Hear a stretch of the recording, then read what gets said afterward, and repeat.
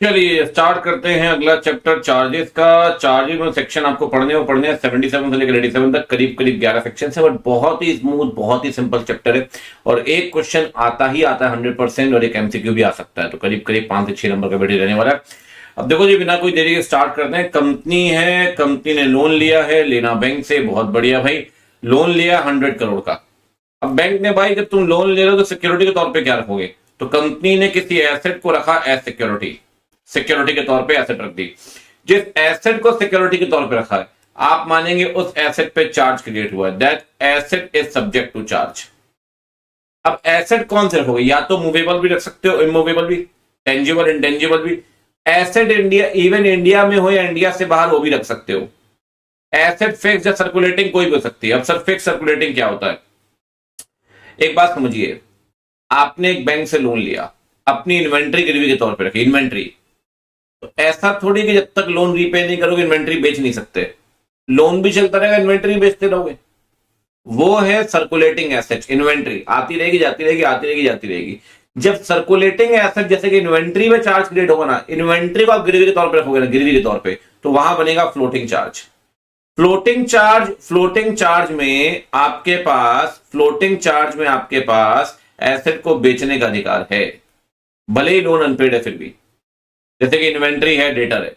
लेकिन एक बात बताओ, जमीन को आपने गिरवी के तौर पे रखा, जब तक लोन रीपे नहीं होगा जमीन बेच पाएंगे? बिल्कुल भी नहीं, बिल्कुल भी नहीं। जमीन आप नहीं बेच सकते सर, डील का अधिकार नहीं है जब तक कि लोन रीपे नहीं होगा, इसे बोलेंगे फिक्स चार्ज। अच्छा, फ्लोटिंग चार्ज आपने पूरी इन्वेंट्री रख दी गिरवी के तौर पे, क्लास ऑफ एसेट, पूरी इन्वेंट्री क्लास ऑफ एसेट। लेकिन जमीन, ग्रेटर नोएडा वाली जमीन, ये वाली बिल्डिंग, सीपी वाली बिल्डिंग, तो ये होगा पर्टिकुलर एसेट्स पे। तो पर्टिकुलर एसेट्स फिक्स चार्ज, पूरी इन्वेंट्रीज, पूरे debtors, class of assets, land, building, stock, debtor. अच्छा देखिए, सबसे बड़ा डिफरेंस ये है कि फिक्स्ड में आप बेच नहीं सकते, सर्कुलेटिंग में आप बेच सकते हैं। लेकिन एक बात बताइए, बड़ा सिंपल सा सवाल मैं आपसे पूछता हूं। लाला प्राइवेट लिमिटेड शेरवानी बेचते हैं करोड़ बाग में, लोन लिया भी है 10 करोड़ का बैंक से, इन्वेंट्री को रखा है सिक्योरिटी के तौर पे। बेचने का अधिकार तो है, फ्लोटिंग चार्ज, कंपनी कंपनी बेच सकती है शेरवानी, जब तक लोन चल रहा है शेरवानी बेचो। लेकिन एक बात बताओ, अगर कल को इस कंपनी ने लोन रीपे करना बंद कर दिया और मस्त शेरवानी बेचती जा रही है, बैंक बोलेगा हम पागल दिख रहे हैं तेरे को, तूने हमारा लोन तो दिया नहीं, शेरवानी बेचता जा रहा है तू। तो बैंक बोलेगा तेरे को अब शेरवानी बेचने का अधिकार हम खत्म कर रहे हैं, अब तू शेरवानी नहीं बेच पाएगा, right to deal will comes to an end. तो जो आपके पास इन्वेंट्री बेचने का अधिकार था वो आपसे छीन लिया गया। अब वो जब आपसे छीन लिया गया ना भाई, तो जो आपका वो फ्लोटिंग चार्ज था वो फिक्स चार्ज बन जाएगा, क्योंकि फिक्स में राइट बेचने का तो है नहीं, तो अभी आपका बेचने का अधिकार था वो खत्म हो गया, फिक्स चार्ज बन गया। जब फ्लोटिंग चार्ज फिक्स चार्ज बनेगा ना, तो उसे बोलते हैं crystallization of floating charge, crystallization of floating charge, crystallization. Crystallization कब होगा? जैसे डिफॉल्ट कर दिया, अब मान लो कंपनी का ही वाइंडिंग अप हो रहा है, लिक्विडेशन हो रहा है, तो बैंक तो बोलेगा ना भाई तू इन्वेंट्री क्यों बेच रहा है, इन्वेंट्री बेच के तू सारे क्रेडिटर के पैसे देगा, अनसिक्योर्ड के पैसे देगा, पहले हमारे पैसे दे। तो इन्वेंट्री बेचने का अधिकार खत्म कर देगा बैंक आपका। वहां भी फिक्स फ्लोटिंग एसेट क्या बन जाएगी? Fixed asset. फ्लोटिंग चार्ज क्या बन जाएगा? Fix charge. क्या हो जाएगा? Crystallization. What is the meaning of crystallization? Crystallization का मतलब भैया जब फ्लोटिंग चार्ज फिक्स बन जाएगा, जो बोरोवर के पास राइट टू डील था वो अवेलेबल नहीं रहेगा सर। क्रिस्टलाइजेशन पे floating charge will become fixed. कब होगा? जब आप वायलेट करोगे टर्म्स, लोन वगैरह रीपे नहीं करोगे, या आपको लग रहा है सीरियस आप बिजनेस ही करना बंद कर रहे हो, या वाइंडिंग अप कर रहे हो, इन सारे केसेस में floating charge will become fix charge. ठीक, मैंने आपसे कहा tangible, intangible, movable, immovable, in India, out India कोई फर्क नहीं पड़ता सर। अच्छा एक बात और ध्यान रखिए, जब भी आप लोन लेते हैं ना, तो सिक्योरिटी में बहुत कुछ रखते हैं। कई बार मॉर्टगेज, याद करिए, लैंड, बिल्डिंग इमूवेबल है तो मॉर्टगेज बोलते हैं। घर में पड़ा हो सोना फिर काहे का रोना, सोना मतलब मूवेबल, प्लेज बोलेंगे। अच्छा, जिसके लिए लोन लिया उसे ही सिक्योरिटी के तौर पे रख दिया। अब मैंने कार ली, कार को ही सिक्योरिटी के तौर पे रख दिया। फ्लैट लिया, फ्लैट को ही सिक्योरिटी के तौर पे रख दिया। इसे बोलते हैं हाइपोथिकेशन। ये movable, immovable, movable car, flat immovable. लेकिन हाइपोथिकेशन का फीचर होता है, जिसको सिक्योरिटी के तौर पे, जिसके लिए लोन ले रहे हो उसी को सिक्योरिटी के तौर पे रख दोगे। अब सर हम ये क्यों पढ़ रहे हैं यहां पे? इसलिए पढ़ रहे हैं कि जब आप चार्ज की डेफिनेशन पढ़ोगे तो लिखा हुआ है चार्ज मींस एन इंटरेस्ट और लीन क्रिएटेड और एसेट ऑफ प्रॉपर्टी और एनी अंडरटेकिंग और both as security and includes mortgage. मतलब चार्ज इंक्लूड्स मॉर्टगेज, तो ज्यादा बड़ा हेड कौन सा हुआ? चार्ज हुआ, क्योंकि मॉर्टगेज चार्ज के अंदर आएगा। इसका मतलब mortgage is one of the way to create charge. मैं हमेशा कहता हूं सर ध्यान रखिए, चार्ज इंक्लूड्स ऑल, प्लेज हो, मॉर्टगेज हो, हाइपोथिकेशन हो, सब कुछ चार्ज के अंदर आएगा। मैं तो कह रहा हूं कल को आपने बैंक से सीसी लिमिट बनाई, ओवरड्राफ्ट शायद आप सुनते होंगे, सीसी लिमिट कहते हैं करंट अकाउंट के लिए, कि भाई 5 करोड़ की सीसी लिमिट है, इन्वेंट्री के तौर पे आपने रखा, तो उस इन्वेंट्री में भी चार्ज क्रिएटेड है। लिखा हुआ है ना sir, interest created on asset और प्रॉपर्टी। अब बताइए एसेट प्रॉपर्टी में कोई भेदभाव है? मूवेबल है, मूवेबल है, कुछ नहीं सर। कोई भी एसेट, कोई भी सिक्योरिटी पे कोई भी इंटरेस्ट लिंक क्रिएट करोगे वो चार्ज है। तो चार्ज बड़ी ना इंक्लूसिव डेफिनेशन है, चार्ज बहुत ब्रॉड डेफिनेशन, सब कुछ चार्ज के अंदर आएगा। ये तो गई बात बेसिक की। अब चलते हैं भैया बिना कोई देरी के सेक्शन स्टार्ट करते हैं। ठीक है, अब देखिए कंपनी है, लोन लिया बैंक से, अब लोन लिया भैया तो एसेट रखनी पड़ेगी सिक्योरिटी के तौर पे। जिसके फेवर में एसेट रखोगे सिक्योरिटी के तौर पे उसे बोलेंगे चार्ज होल्डर, यहां बैंक को बोलेंगे चार्ज होल्डर, और ये तो कंपनी कहलाएगी। अब भैया जब लोन ले रहे हो, एसेट रख रहे हो, तो लिखा पढ़ी तो करोगे ना, एग्रीमेंट तो करोगे। तो उस एग्रीमेंट को अपन बोलते हैं instrument of charge. Instrument of charge sign होगा, डेटेड होगा, स्टैम्प होगा प्रॉपर। अब भैया अपन हर बार आखिरी काम क्या करते हैं? आरओसी के पास जाते हैं, कुछ भी करते हैं तो यहां पहला काम आरओसी के पास है जाना। जो एग्रीमेंट आपने बनाया है वो सबसे पहले कंपनी फाइल करेगी आरओसी के पास CHG-1 में 30 दिन के अंदर। अगर कंपनी फाइल नहीं कर पाई CHG-1 में तो और 30 दिन ले सकती है, प्लस 30 और 30 दिन आपको मिल सकते हैं। बट एक आरओसी और 30 दिन देगी। बट एक बात ध्यान रखना, एडिशनल फीस आपको देनी पड़ेगी उसके लिए। आपको वैलिड ग्राउंड्स देने पड़ेंगे कि आप 30 दिन में क्यों नहीं कर पाए, आपको और 30 दिन चाहिए थे, 30 + 30। और आप डिक्लेरेशन दीजिए कि भैया आपने डिले तो किया है लेकिन उससे चार्ज होल्डर का इंटरेस्ट इफेक्ट नहीं होगा। तो आप 3 कंडीशन पूरी करिए, तीनों कंडीशन पूरी करते ही आपका 30, दैट विल बी 30 + 30। और फिर भी नहीं कर पाए तो 30 + 30 तो पहले हो ही चुका है, अब और 60 मिल जाएगा। मतलब पहले 30 था, वो 30 + 30 60 हुआ, अब 60 + 60 120 डे हो जाएगा। लेकिन इस बार एडिशनल 60 के लिए ना एडिशनल फीस नहीं, एड वैलोरम फीस देनी पड़ेगी।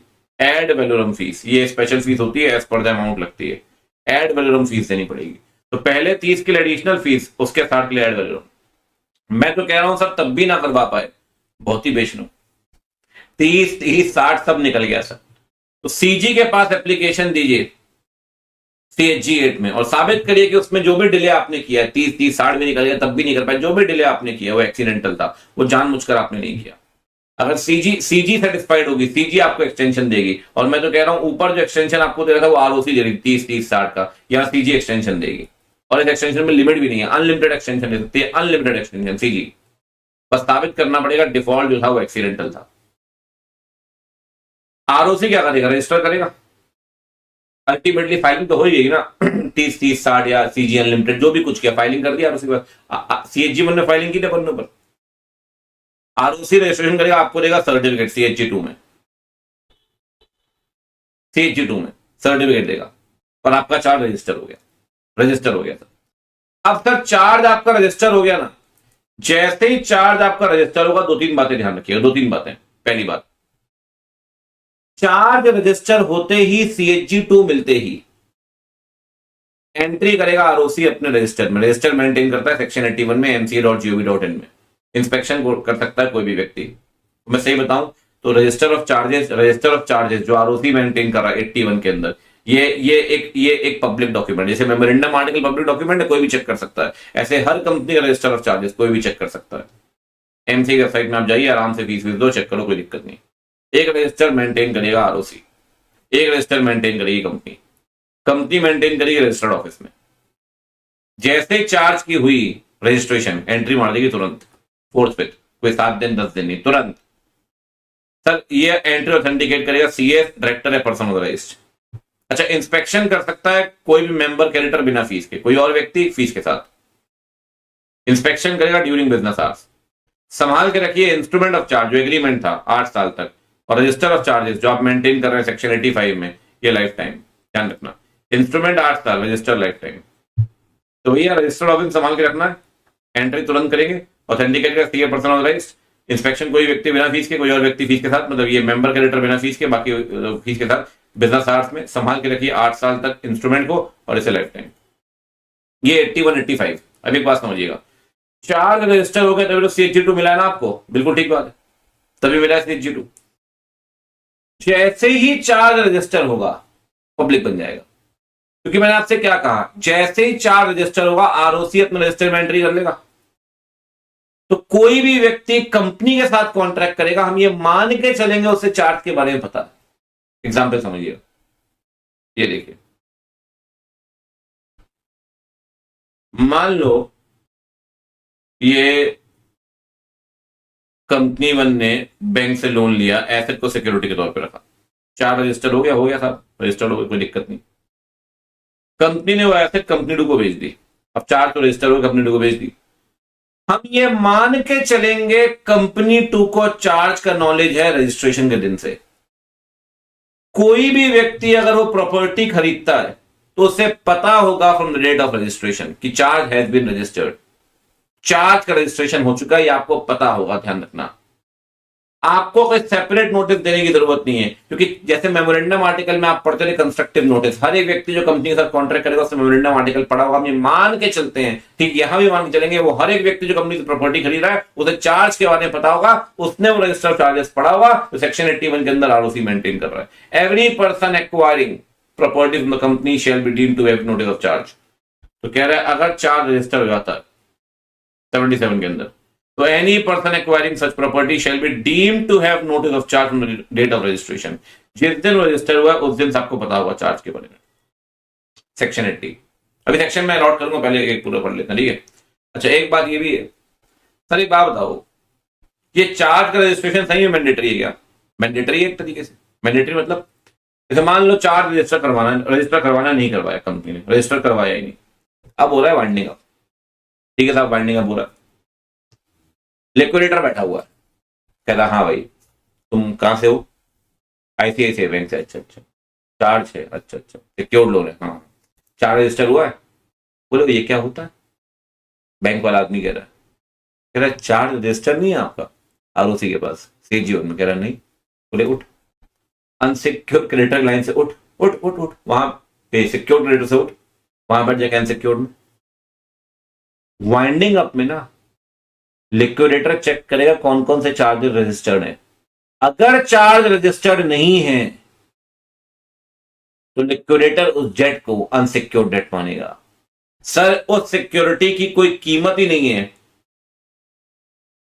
जिसका चार्ज रजिस्टर्ड नहीं है। अगर चार्ज रजिस्टर्ड नहीं है तो यहां जो लोन है ना, ये लोन जो है वो अनसिक्योर्ड लोन कहलाएगा, कोई कीमत नहीं है सर, ये बात ध्यान रखिए। लिक्विडेटर वाइंडिंग अप पे लिखा हुआ है सर, वाइंडिंग अप के टाइम पे क्रेडिटर जिसका चार्ज रजिस्टर नहीं है उसे हम अनसिक्योर्ड क्रेडिटर मान लेंगे। ना तो लिक्विडेटर ना कोई क्रेडिटर उसे कोई रिकॉग्निशन नहीं दे पाएगा, मतलब ही will be considered as an unsecured creditor, उसके डेट को अनसिक्योर्ड डेट मानेंगे। सर चार्ज का रजिस्ट्रेशन इतना जरूरी है। अब आप बोलोगे सर कोई भी कंपनी जानबूझ के करवाएगी नहीं रजिस्ट्रेशन, वो तो बोलेगी हाँ नहीं करवा रहे, क्या फर्क पड़ता है, क्या 30-30-60 क्या अरे करवाने ही नहीं, छोड़ो। इसके लिए एक प्रोविजन दिया, अगर कंपनी रजिस्ट्रेशन नहीं कराती ना भाई 77 के अंदर, तो फिर चार्ज होल्डर कराएगा 78 के अंदर। चार्ज होल्डर मतलब बैंक खुद जाएगा, भैया रजिस्टर कर लो 30 दिन के बाद, पूरा 30-30-60 का वेट नहीं करेगा, सीधे 30 दिन के बाद भी जा सकता है, सीधे रजिस्ट्रेशन करो भैया। अच्छा ROC बोलेगा मैं कैसे मान लूं यार सही में कंपनी ने लोन लिया आपसे, आपने जो बता दिया मुझे, तो ROC कंपनी को नोटिस देगा, क्या भैया लोन वोन लिया है क्या? आपके नाम पे चार्ज क्रिएट हो रहा है, प्रॉपर्टी के नाम पे आपकी, लोन लिया है क्या? अगर लिया है तो ठीक है, नहीं तो ऑब्जेक्शन रेज करो 14 डेज में, नो ऑब्जेक्शन डीम्ड अप्रूवल। तो ROC उस केस में नोटिस देगा कंपनी को, ऑब्जेक्शन रेज करेगी 2 हफ्ते के अंदर, नो ऑब्जेक्शन डीम्ड अप्रूवल। और एक बात ध्यान रखिए, ओरिजिनल ड्यूटी किसकी है चार्ज क्रिएट करने की, फाइल करने की? ओरिजिनल ड्यूटी कंपनी की है 77 में, लेकिन नहीं कर रहा तो कौन कर रहा है? Charge holder. तो जो भी खर्चे चार्ज होल्डर के हो रहे हैं सारे खर्चे कंपनी रिइंबर्स करेगी, एक एक खर्चा will be reimbursed by the company, एक एक खर्चा कंपनी रिइंबर्स करेगी, चार्ज होल्डर का ध्यान रखिए, ठीक है ना, सारा खर्चा कंपनी रिइंबर्स करेगी। ठीक है भाई। अब एक बात और समझिए, अब सेक्शन लगाओ, सेक्शन लगाने से पहले एक बात आपको बता देता हूं पहले। सर एक बात बताओ, आपने एग्रीमेंट फाइल कर दिया, आरओसी ने रजिस्टर कर दिया, आपको सर्टिफिकेट दे, सब कुछ हो गया, सर चेंजेस भी तो हो सकते हैं। कल को इंटरेस्ट रेट चेंज हो गया, एग्रीमेंट चेंज हो गया, कल कोई एसेट रख दी हटा दी चेंज हो गया, कल को आपने रीपेमेंट स्केड्यूल चेंज कर दिया, आपने ईएमआई का अमाउंट चेंज कर दिया, कह रहा है सर वेरिएशन किया गया टर्म्स में, रीपेमेंट स्केड्यूल आपने चेंज कर दिया, एसेट आपने चेंज कर दी, इंटरेस्ट रेट आपने चेंज कर दिया, परिवस्तु क्लॉज आपने हटा दिया, ला दिया या हटा दिया, कोई भी मॉडिफिकेशन करते हैं आप, अगर कोई भी मॉडिफिकेशन होता है भाई इंस्ट्रूमेंट ऑफ चार्ज में, तो आपने तो आरओसी के पास पुराना फाइल किया था ना भाई। अगर मॉडिफिकेशन हुआ है तो कह रहा है नया फाइल करिए आफ्टर मॉडिफिकेशन, और मॉडिफिकेशन के लिए भी सेम प्रोसीजर लगेगा, सेम प्रोसीजर जो जो जो जो क्रिएशन के ऊपर लग रहा था। मतलब क्लियर लिखा हुआ है 77 इज एप्लीकेबल ऑन दो चीजें, पहला मॉडिफिकेशन, अभी पहला मैंने आपको बताया नहीं, पहला मॉडिफिकेशन मतलब 77 का सेम प्रोसीजर लगेगा मॉडिफिकेशन के ऊपर, मतलब वही 30-30-60 अनलिमिटेड सेम प्रोसीजर। तो अगर मॉडिफिकेशन हुआ है फाइल करना, उसके लिए भी सेम मानना पड़ेगा। ठीक है, एक बात एग्जाम्पल देखिएगा, मान लो कंपनी वन ने लोन लिया कंपनी बैंक से और एसेट को सिक्योरिटी के तौर पे रखा, अब उस एसेट पे चार्ज क्रेडिट, ठीक है। कंपनी वन वो एसेट बेच रही है कंपनी टू को, चार होल्डर से पूछ के बेच रही है, बैंक से पूछ के बेच रही है। पहले वो चार्ज क्रिएटेड था कंपनी वन के नाम पे। अब भाई एक बात बताओ, एग्रीमेंट कंपनी टू के नाम पे होगा ना, वो प्रॉपर्टी कंपनी टू की हो गई, तो नया एग्रीमेंट बनेगा ना भाई कंपनी टू और बैंक का, तो पुराना एग्रीमेंट तो बेकार है, कंपनी वन तो फ्री हो गई, अब नया एग्रीमेंट बनेगा कंपनी टू के नाम पे, तो नया एग्रीमेंट अब कंपनी टू फाइल करेगी ना आरओसी के पास कि मेरे नाम पे चार्ज रजिस्टर कर लो। तो इसका प्रोसीजर क्या हुआ, कह रहा है सेम 77, मतलब वही कंपनी टू सेम प्रोसीजर मानेगी जो कंपनी वन ने माना, वही 30-30-60 30-30-60। तो कह रहा है 79 कब लगेगा बेटा, 79 लगेगा दो केस में। कह रहा है पहला तो मॉडिफिकेशन करोगे तब भी 79 कहता है भैया पूरा प्रोसीजर मानना पड़ेगा 77 वाला। और दूसरी बात, अगर कोई व्यक्ति प्रॉपर्टी खरीद रहा है with the permission of charge holder, तो भैया पुराना चार्ज वैकेट हो जाएगा और नया चार्ज क्रेडिट हो जाएगा bye the company acquiring property. मतलब एक बात तो बड़ी क्लियर है, 77 का सेम प्रोसीजर लगेगा in the case of modification and in case of any acquire which is acquiring the property with the consent of charge holder. ठीक, अब थोड़ा सेक्शन प्लेस करता हूं एक करके। सबसे पहले 30-30 साल के अंदर फाइलिंग करनी पड़ता है, ये बात कहां लिखी, ये बात लिखी 77 के अंदर, 77 के अंदर। अगर कंपनी नहीं कर पाए तो चार्ज होल्डर करेगा, चार्ज होल्डर। ये बात कहां लिखी भाई, ये बात लिखी 78 के अंदर, बहुत बढ़िया। ठीक, अच्छा अगर मॉडिफिकेशन होता है या एक्वायरर प्रॉपर्टी खरीदता है तो उस केस में सेम प्रोसीजर मानना पड़ेगा, ये बात लिखी 79 में। जिस दिन चार्ज रजिस्टर होगा पब्लिक बन जाएगा, ये बात लिखी सेक्शन 80 में। कंपनी रजिस्टर मेंटेन करेगी 85 में, आरओसी रजिस्टर मेंटेन करेगा 81 में। अच्छा पेनाल्टी का एक ही सेक्शन है 86, एक ही सेक्शन 86। कंपनी के लिए 5 लाख की पेनाल्टी, ऑफिसर 50,000। अगर झूठी जानकारी दोगे तो 447, झूठी जानकारी दोगे तो 447, ठीक है ना। चलिए ये हो गए भैया सारे सेक्शन। अब बचे हैं 3 सेक्शन, 82, 83 और 84। चलिए तो अब आगे बढ़ते हैं फटाफट से। पहले कर लेते हैं वेरिफिकेशन ऑफ प्रॉपर्टी, उसके बाद चलते हैं 82, 83, 84 पढ़ने के लिए। देखो जी, जहां तक वेरिफिकेशन की बात है, एक बात समझ जाइए कि वेरिफिकेशन आपकी प्रॉपर्टी का कैसे होगा। प्रॉपर्टी में आपसे ऊपर भी कहा इंडिया में सकती है, इंडिया से बाहर भी। अगर इंडिया में है तो सर्टिफिकेट इशू करेगा डायरेक्टर सेक्रेटरी या फिर ऑथराइज्ड ऑफिसर। अगर इंडिया में डायरेक्टर सेक्रेटरी ऑथराइज्ड डॉस, ठीक है। एक बात और, डायरेक्टर ऑथराइज्ड ऑफिसर और सेक्रेटरी, ठीक है ना, अगर इंडिया में। अगर इंडिया से बाहर प्रॉपर्टी है तो देखो ये वाले पॉइंट तो कॉमन हो गए, director secretary authorised officer. 2 point अलग है, या तो कॉमन सील अगर है तब, या person interested in the property. Person interested क्या होगा, ज्वाइंट ओनर है फॉर एग्जांपल। तो 2 पॉइंट सेम है, 2 पॉइंट अलग आउटसाइड इंडिया और इन इंडिया तो आपको पता है कहानी सेम है। अब चलते हैं भाई बिना कोई देरी के सेटिस्फेक्शन की तरफ। देखो सेटिस्फेक्शन क्या होता है, मेरी बात समझिएगा भाई। आपने लोन रीपे कर दिया साहब। अब आप बताओगे भी तो ना उसी को कि भैया देखो जब लोन हमने लिया था तो चार्ज क्रिएट हुआ था, अब लोन सारा का सारा रीपे कर दिया है तो भैया चार्ज खत्म कर दो। तो कह रहा है जब पेमेंट कर दोगे ना, सेटिस्फेक्शन हो जाएगा डेट का, तो कंपनी इंटीमेट करेगी आरओसी को CHG 4 में कि भैया अब तो हो गया, खत्म करो। आरओसी को आप बताएंगे 30 दिन के अंदर। अगर 30 दिन के अंदर नहीं बता पाए तो यहाँ 30-30-60 नहीं है बेटा, यहाँ है 30 विल बिकम 300। तो 30 प्लस 300 नहीं है, 30 विल बिकम 300 मीन 30 प्लस 270। 270 लिख मत देना है समझने के लिए। 30 को का आरओसी कर देगा 300 डेज। आप आरओसी को बताइए कि भैया हमने लोन रीपे कर दिया, आरओसी बोलेगा मैं कैसे मान लूं, क्या पता सही में लोन चल रहा हो। तो आरओसी यहां चार्ज होल्डर को नोटिस देगा कि भैया लोन सही मिल गया आपका पूरा। फिर चार्ज होल्डर ऑब्जेक्शन रेज करेगा 14 डेज में, नो ऑब्जेक्शन डीम्ड अप्रूवल। उसके बाद आरओसी रजिस्ट्रेशन करेगा, जो रजिस्टर मेंटेन कर रहा है सेक्शन 81 में ऑनलाइन, अभी आप देख कर रहे हैं, वहां एंट्री करेगा और आपको सर्टिफिकेट देगा CHG 5 में। तो फाइलिंग करनी है CHG 4 में, सर्टिफिकेट मिलेगा CHG 5 में। ठीक, तो ये सारी कहानी है। यहां पर 4 स्टेप है किसके, फिर ये सेटिस्फेक्शन के। लेकिन एक बात है, यहां सेटिस्फेक्शन रिपोर्ट कौन कर रहा है, कंपनी 82 के अंदर। अगर कंपनी नहीं कर पाई तो आगे लिखा है एनी अदर पर्सन 83 के अंदर। अब sir any other person company के अलावा कौन, चार्ज होल्डर ही तो होगा, और कौन आ जाएगा, और कौन आ जाएगा भाई यहाँ पे, नहीं और भी हो सकता है। एग्जाम्पल, अब मान लो भाई कंपनी ने लोन लिया, ठीक है, यहां पर, और एसेट को सिक्योरिटी के तौर पे रखा, रीपेमेंट पूरा का पूरा कर दिया, सेटिस्फेक्शन रजिस्टर्ड नहीं हुआ, कंपनी नहीं करवा पाई, रिपोर्ट ही नहीं किया कंपनी ने, न बैंक ने रिपोर्ट किया, न कंपनी ने रिपोर्ट किया। कंपनी से प्रॉपर्टी मैंने खरीद ली, purchaser, acquirer of property, AOP मतलब एक्वायरर ऑफ प्रॉपर्टी, ये प्रॉपर्टी मैंने खरीद ली कंपनी से, कंपनी ने मुझे एसेट बेच दी। अब जब मैं एसेट खरीद रहा हूं तो मुझे पता चला आरओसी की बुक्स में आज भी चार्ज क्रिएटेड है, कंपनी ने बताया ही नहीं चार्ज के सेटिस्फेक्शन के बारे में। तो मैं भी तो आरओसी के पास जा सकता हूं ना यार, ROC ROC ROC ROC, company ने तो बताया नहीं, चलो मैं बता रहा हूं, मेरी बात तो सुन लो।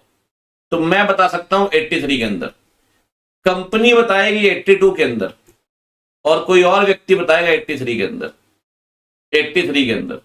तो भैया ध्यान रखना, आरओसी आरओसी आरओसी को आप बताइए, एविडेंस आपको देना पड़ेगा, एविडेंस तो मेरे को देना पड़ेगा, चार्ज लोन रिपे हो चुका है, ठीक, कि भैया डेट जो है वो पे हो चुकी है और एसेट अब उनकी प्रॉपर्टी नहीं मेरी प्रॉपर्टी है। आरओसी एंट्री करेगा, CHG 5 में सर्टिफिकेट देगा। एक बात देखिए, 82 के अंदर लिखा था लोन पूरा रीपे हो गया हुआ, 83 में लिखा है चाहे पूरा हो गया हो चाहे इन पार्ट। इन पार्ट से क्या मतलब है, इन पार्ट से भैया सिंपल मतलब है, आपको एक चीज बता दूं बड़ा सिंपल सा। एक बात बताइए सर, पार्शियली रीपेमेंट में सेटिस्फेक्शन हो गया?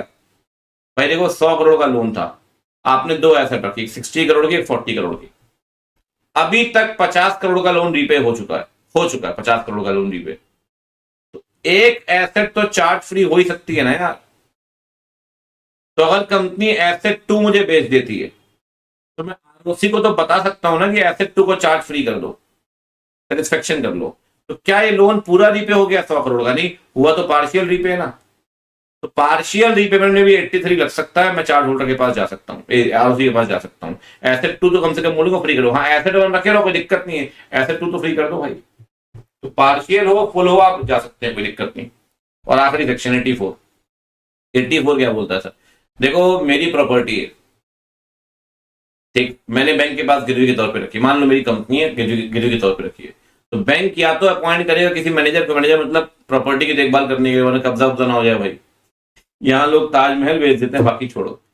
तो भैया बैंक ने मैनेजर अपॉइंट किया, मैनेजर मतलब चौकीदार, अच्छा वर्ड, या प्रॉपर्टी कल को बेचनी पड़ जाएगी बैंक को, तो ऐसा थोड़ी बैंक मैनेजर खुद ही बैठेगा, तो रिसीवर अपॉइंट करेगा।